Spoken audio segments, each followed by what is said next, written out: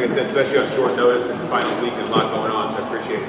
So we're really excited. We have 4 early signers this year. I know we have probably 4 or 5 more throughout the year. We're going to go down the line here. I want them to introduce themselves and tell you why they picked that school. Okay, we'll go through it now and have some of the coaches speak a little bit, and then I'll finish it up. So, yeah. Oh, there you go. My name's Alyssa Ramirez. I'm committed to Dominican University, and I picked the school mainly for their incredible nursing program and for their coaches. I'm Kenny Kramer. I picked Embry-Riddle Aeronautical University for the Global Security Intelligence Program and how beautiful the campus is. My name is Missy Nunes. I'm going to Oregon State University, and I picked it because I really like their coaches and the campus. My name is Clayton Westrope. I'm committed to San Jose State University, and I picked it because I have a good relationship with the coaches, and I got a scholarship there.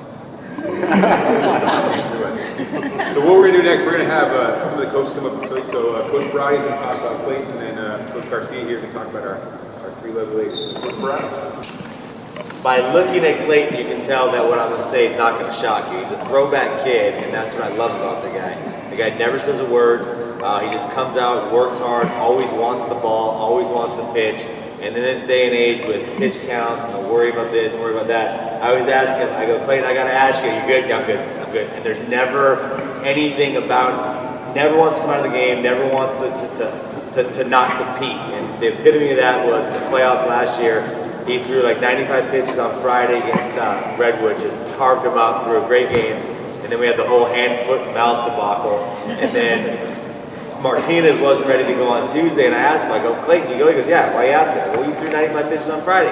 I'm good. Comes back on Tuesday, throws another like 55 pitch, complete game, and blew out Montgomery, and he just always wants the ball, and he always wants to compete. And I know last year he wanted to hit and that kind of deal. He's going to get a chance to play first base for us this year too, along with pitching. So if every kid was as low maintenance as Clayton, my job would be the easiest thing in the world, because he is a no-nonsense, great kid to have, and I enjoyed having him. He's earned the scholarship, came on really strong at the end of the year and threw some great games for us, and he's earned it. And I wish him the best, and going back to my old hometown of San Jose. So good luck, congratulations.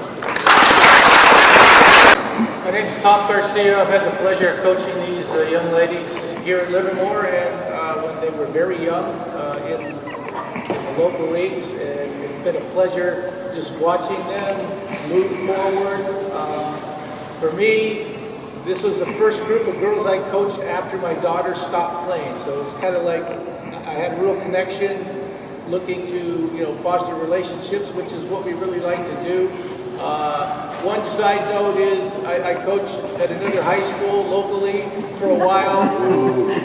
For a couple of years I was asked to come here and coach, and I would not. I didn't want to leave at the time. Truth being, it wasn't until Missy asked me to come here that I made the decision to come here. I agreed that by her request to stay at least 3 years, and then she was gone. So I'm probably going to stay longer.